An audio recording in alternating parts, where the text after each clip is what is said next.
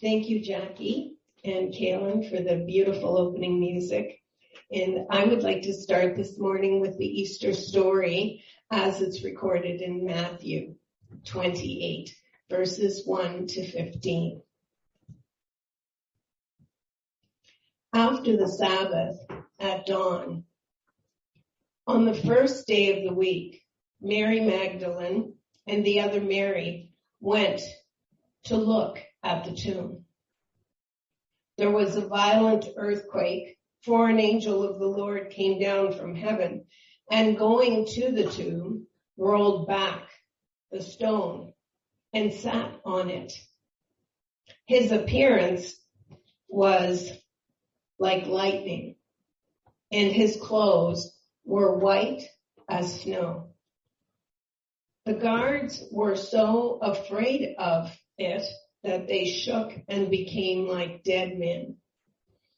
The angel said to the women, "Do not be afraid, for I know that you are looking for Jesus Christ.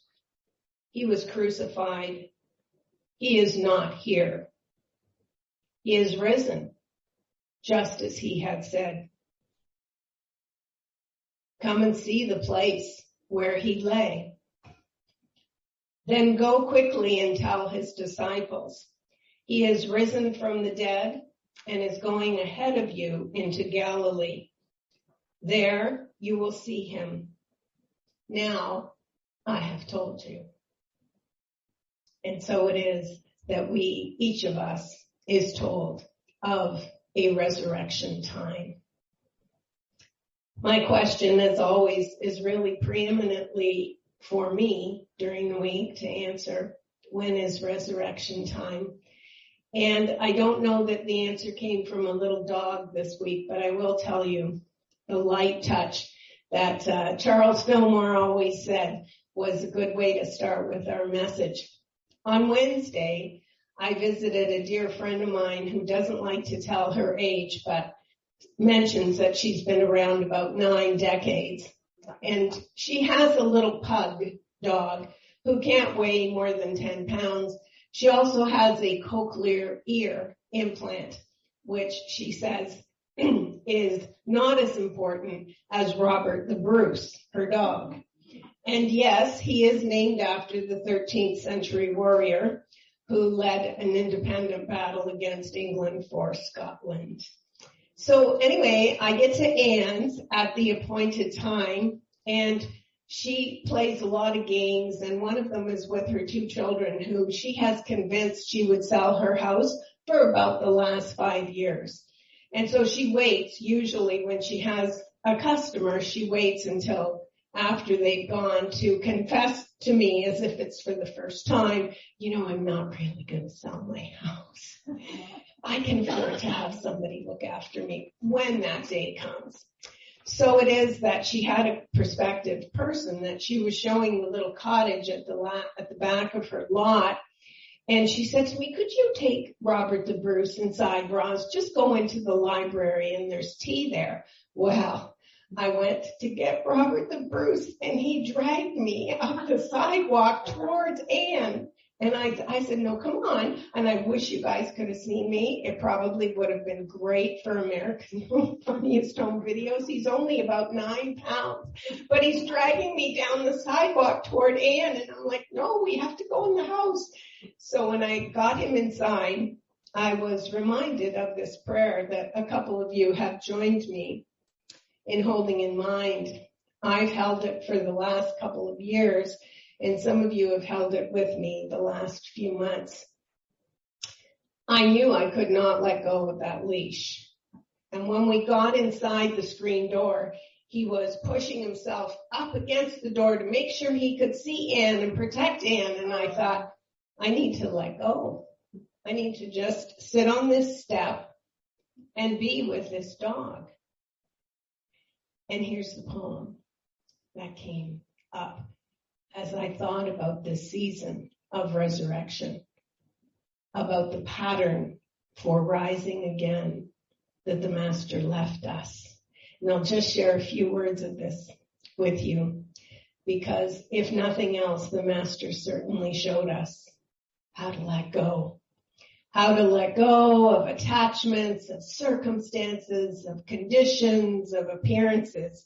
And by the way, what I love about this little prayer that sits in my front foyer is that it's anonymous. That's the best, because then there's no ego attaching to it. Here's how it reads. To let go takes love. To let go does not mean to stop caring. It means I can't do it for someone else. To let go is not to enable, but to allow learning from natural consequences. To let go is to admit powerlessness, which means the outcome is not in my hands. And certainly I don't want it to be, as my message with you this morning will show.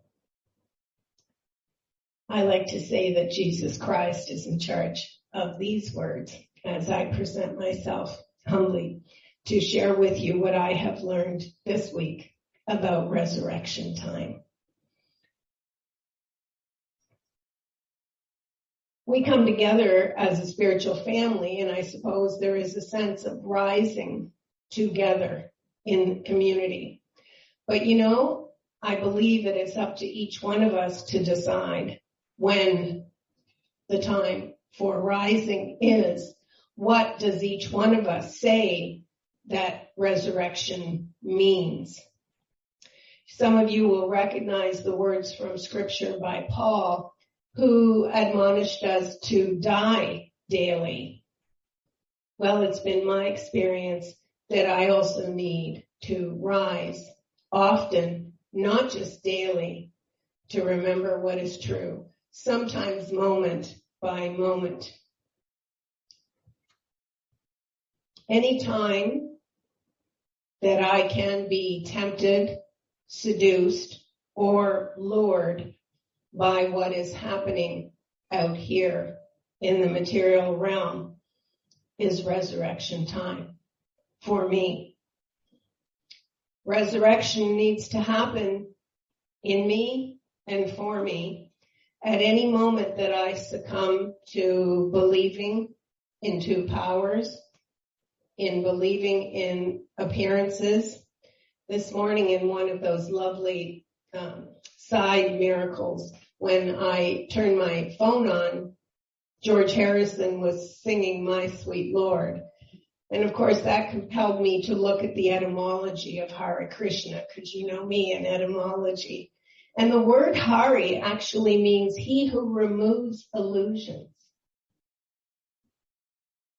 Resurrection time. And the Krishna part refers to the divine feminine potential in all of us.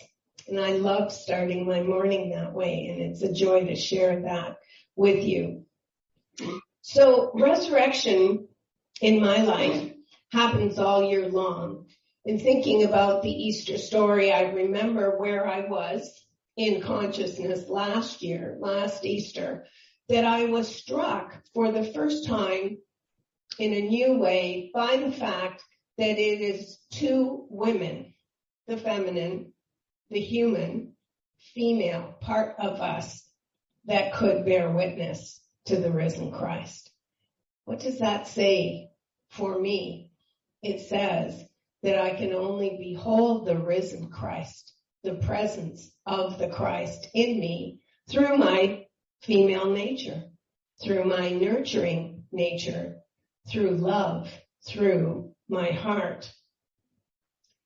And so I say to you this morning that we have a very practical pattern, a blueprint, a model, a formula. I don't know which of those words lands on you with most meaning. For me, as a tailor's daughter, pattern works really great. And so this pattern, which the master teacher left us, the pattern that started way before Holy Week in his teaching ministry, is a pattern that remains open as an invitation to each one of us. because those of us who come together in a unity setting are looking for a practical way to apply truth to our moment by moment and daily experiences. And what I found in this pattern of Jesus's that led to Easter morning is 4 steps.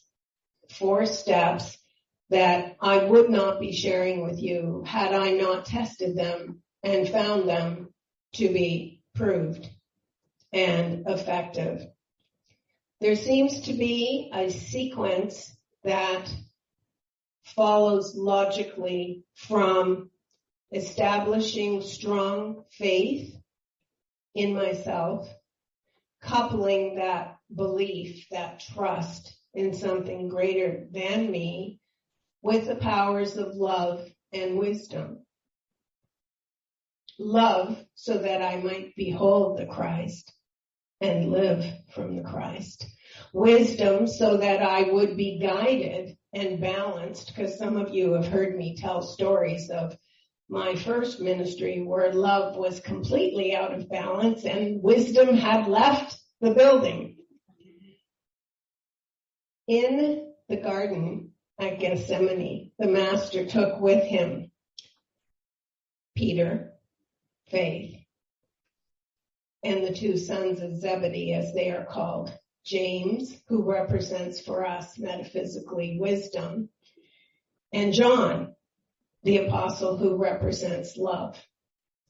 And so, my friends, you have the first step in the pattern of rising again in consciousness to an awareness of unbroken oneness with the Lord of my being, with the Lord of the dance.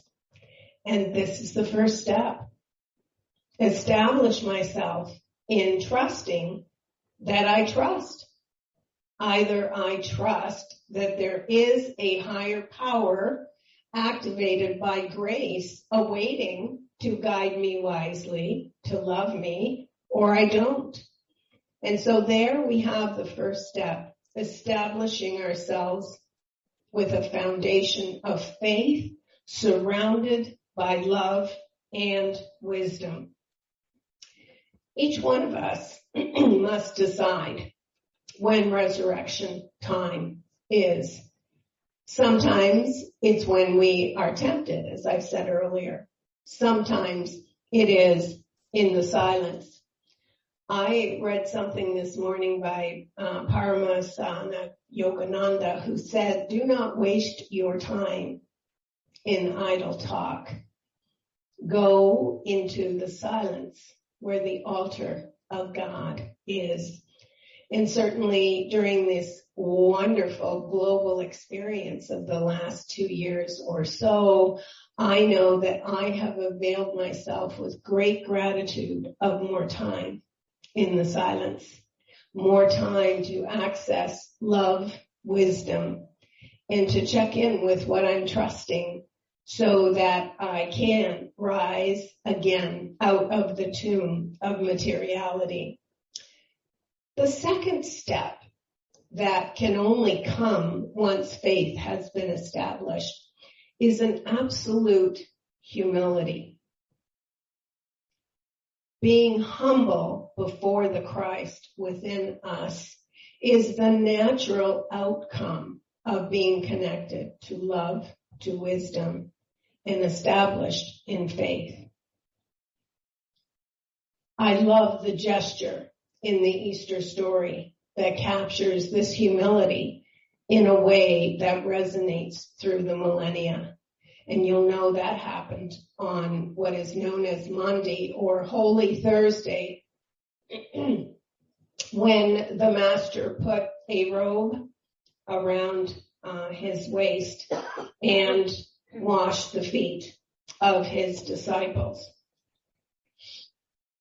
And in this section from where it's depicted in John 13, it reads, now before the feast of Passover, Jesus knew the hour had come for him to depart this world. He loved his own in this world, and he loved them to the end.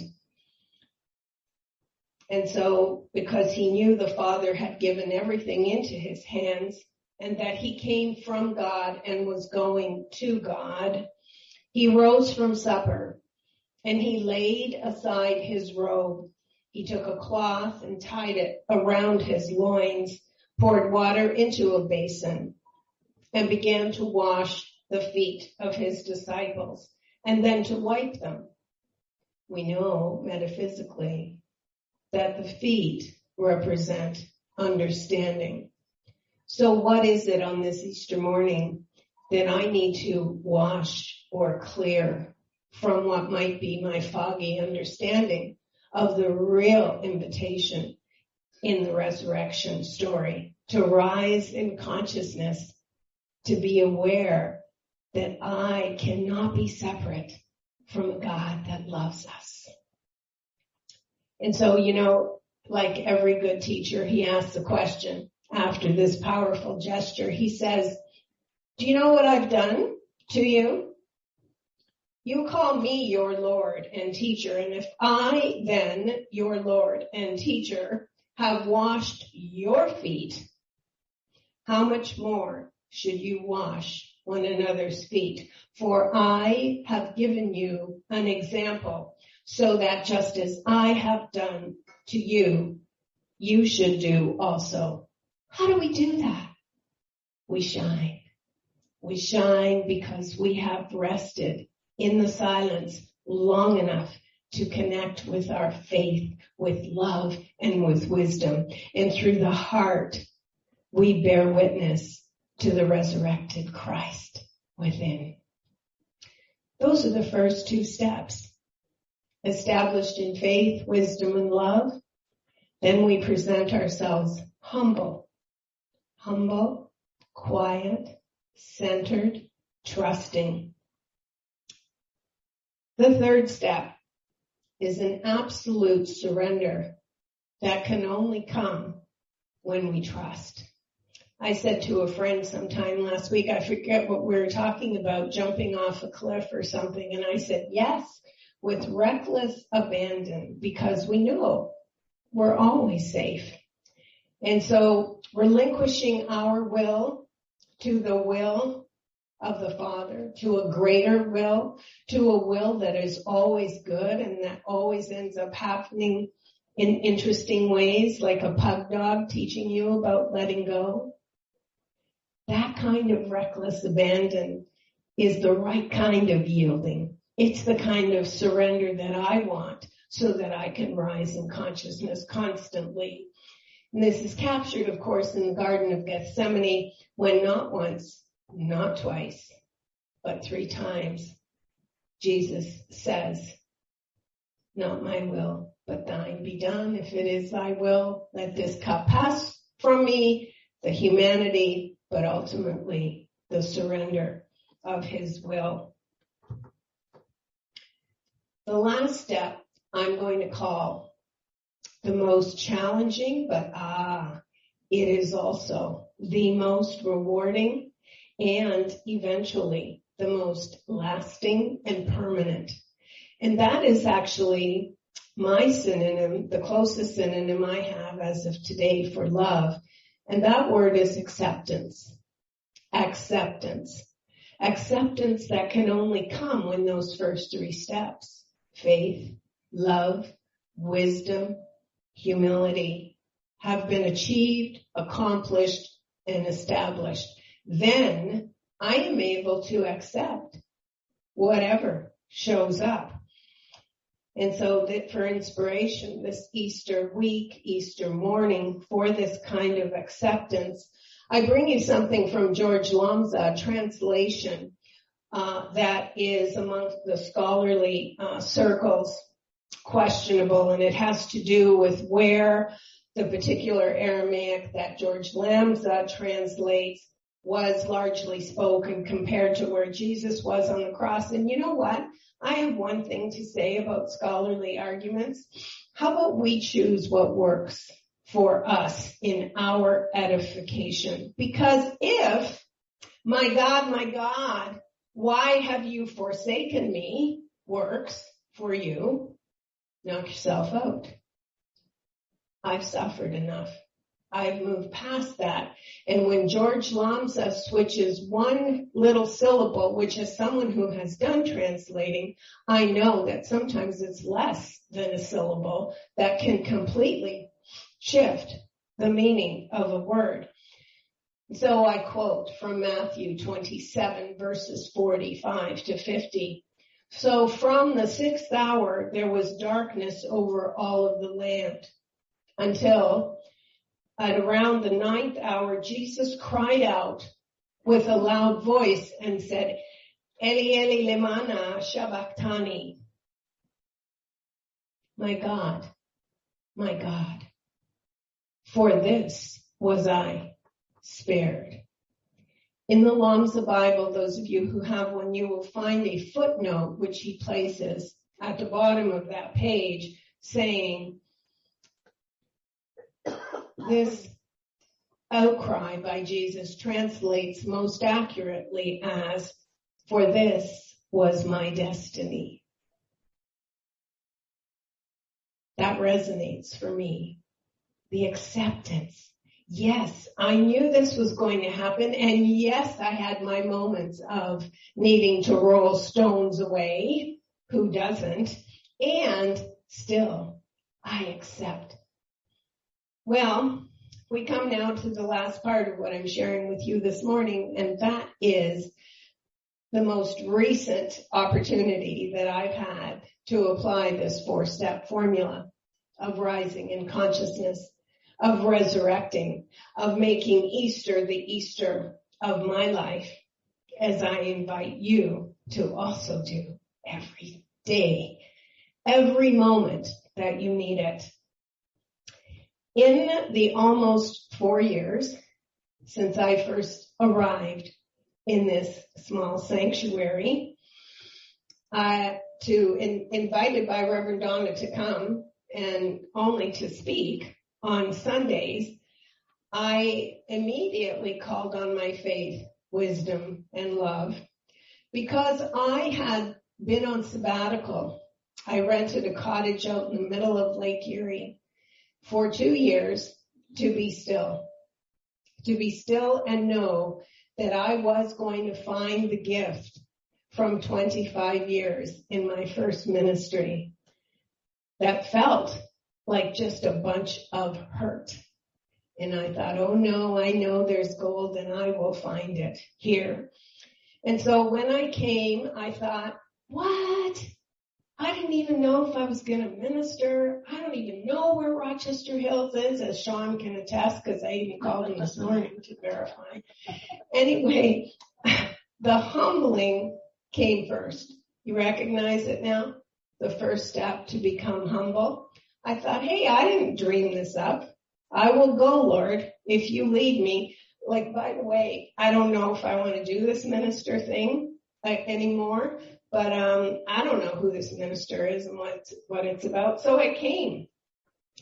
And let me tell you that keeping uppermost in my mind, not my will, but thine be done, was a full-time assignment, because as I got excited about coming over here, the ego was on the scene saying things like, well, you know, this must be meant to be because you didn't dream it up and it's here. And I'm like, peace, be still.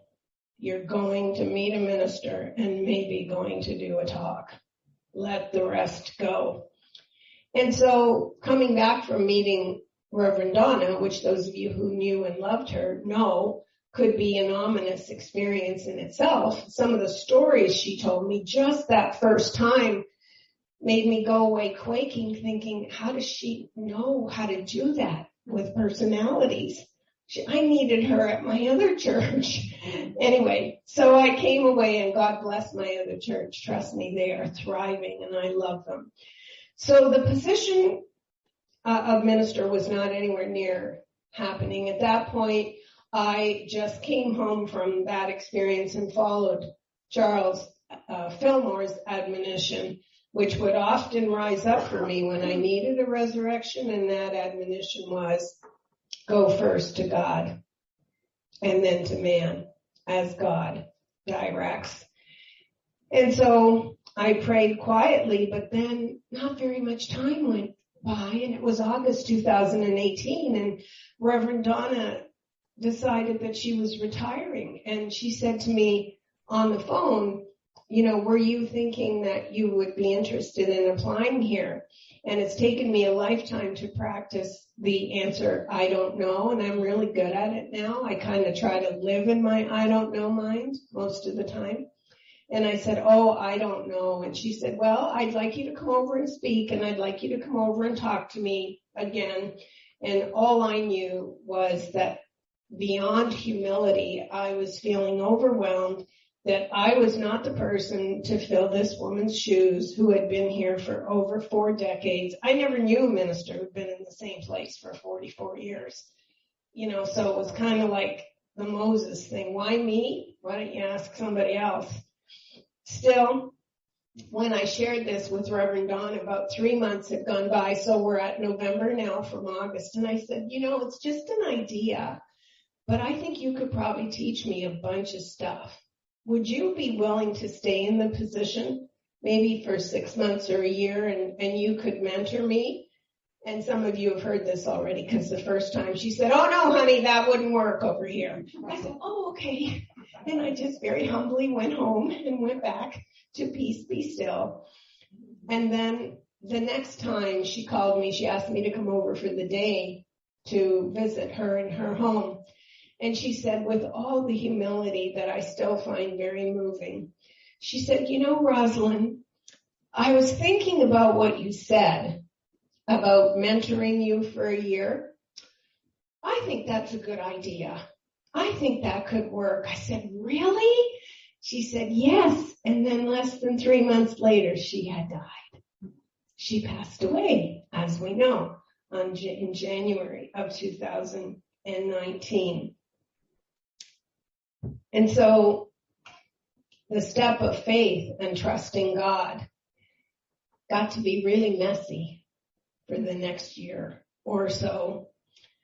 I continued to trust completely that God had a plan, not just for this church and for his beloveds here, but also for me, and that the two might not at all be connected, and that I needed to keep that uppermost in my mind. I needed to surrender, to say, not my will, but thine be done.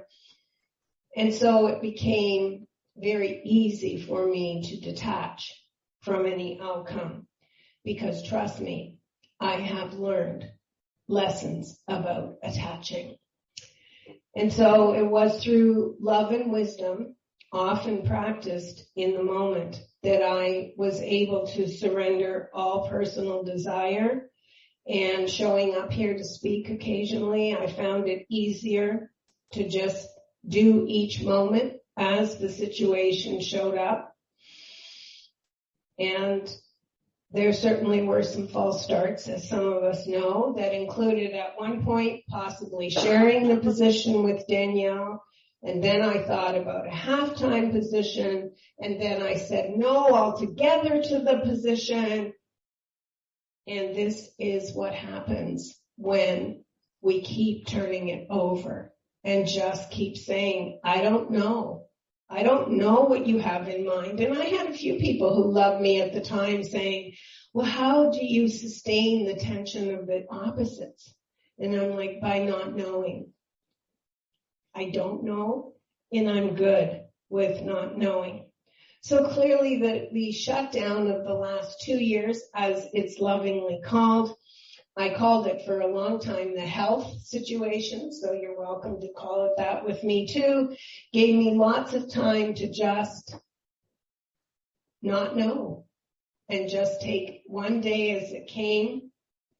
The more I got still, the more I listened, the more I gave up not only the need to know, but even the need to comprehend what is going on with all of this. Turn it over, not my will, but thine be done. And I was able to abandon, as I'm sure you have most of the time this Easter morning, anxiety, strategizing, and expectations. because those are the 3 earmarks, the 3 guarantees that the ego is on the scene and running the show. Anxiety, strategizing, and expectations. And you know what? It wasn't until this week. Remember how I said I've been working with this little prayer for almost 2 years? It wasn't until this week and going over and over, to let go takes love. And I went, oh wow, God is love, right? Those of us who've been immersed in Goldsmith, God is love and love is God. And I went, to let go takes God. Holy, that's my Easter revelation for this year. And so in abandoning anxiety, strategizing, or having any expectations at all, it came to pass that I would deal with only the next 60 seconds that were right in front of me, to guarantee for myself that I was strictly under the governance of God's will for my life. And so it came to pass, without seeming any action on my part, that I was invited to serve here. And I do so just for the next 60 seconds, because we don't know. We're in our I don't know mind, and we're good with that. We accept that God's perfect plan, the divine destiny of each one of us, is still being fulfilled, because we're not crossing over. We're still here. And so the last step for me of this resurrection pattern of trusting, using love and wisdom, humility to arrive at acceptance is a question of being in harmony with the oneness that I feel when I turn within, with total acceptance that while acceptance may be the most challenging, once we truly get there and accept what is and love what is, in the words of Byron Katie, and actually can be joyful even about the stuff that we used to have other names for, then we're in acceptance.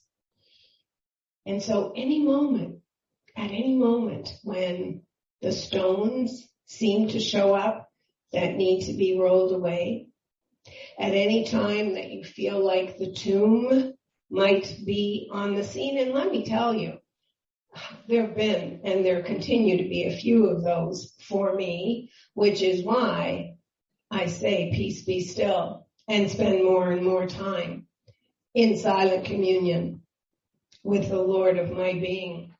I missed the joy of teaching here in person, of speaking on Sundays. Above all, I miss the rich intimacy that can only come from being together in a community, in person. Hear the whining, somebody will have some cheese. Then I often, the stones that needed to be removed so that I could rise again moment by moment, included knowing that Tanya, for example, in the office, was doing way more things outside of her job description, whatever that is. And you know what? I took myself to gratitude. Thank you, Father. You took care of that. Don't need Roz on the scene, strategizing, needing to control. Let go, because to let go takes God. To let go takes love. So recognizing the cries of our ego, the stones that are in the way, recognizing that, oops, I'm back in the tomb, is a step in rising again. It is about responsibility for our soul. It is about making a sacred vow, a solemn commitment to rise each time in the awareness that I cannot be separated from the light that gave me life. And so when those stones show up, join me in saying, Oh, you couldn't be at Soup and Spruce because you were sitting at home? Peace, be still. Go clean your yard. Peace, be still. And so there is such freedom, such liberation, and above all, there is such grace from rising. It's time. Do we agree? The answer for me to the question, when is resurrection time? Right now, in the next 60 seconds. So let's just breathe that truth in. I rise in consciousness to my awareness that the Father and I are one, and that what the Father has in mind is so much better than what I can dream up. My little miracle of the last 24 hours, I lost a sapphire ring that my daughter gave me as an ordination gift. Just Spirit's way of saying let go. To let go means to have God. And so I had just put up a prayer at the end of the week to let it go. And I just said, you know what, Father, you will give me a sign if, I forget what one of my prayer partners said about if it's in the realm of returning, I will know. So I'm pulling out of my driveway yesterday, and there's this mother and a little 3-year-old daughter, and she's just so irresistible. And so I put my car in park and put my window down, and I said, hi, honey, is the Easter Bunny coming to your house tomorrow? And she's jumping up and down.